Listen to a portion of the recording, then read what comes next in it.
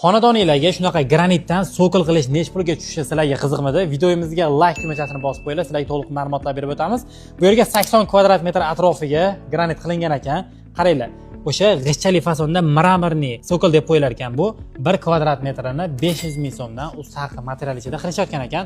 Bu yil Ramazon oyining oxirigacha 470 ming so'mdan qilib berishar ekan, faqat biz obunachilarimiz uchun.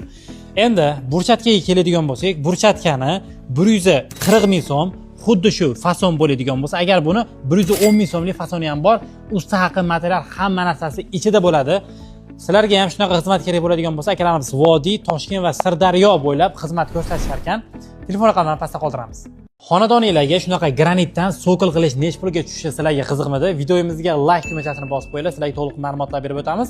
Bu yerga 80 kvadrat metr atrofiga granit qilingan ekan. Qaranglar. O'sha g'ishchali fasonda mramorniy sokol deb qo'yilar ekan. Bu 1 kvadrat metrini 500 ming so'mdan ustaqi material ichida qilishayotgan ekan. Bu yil Ramazon oyining oxirigacha 470 ming so'mdan qilib berishar ekan, faqat biz obunachilarimiz uchun.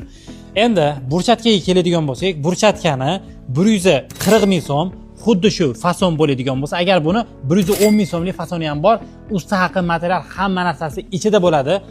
Sizlarga ham shunaqa xizmat kerak bo'ladigan bo'lsa, akalarimiz Vodiy, Toshkent va Sirdaryo bo'ylab xizmat ko'rsatishar ekan. Telefon raqamlarini pastda qoldiramiz.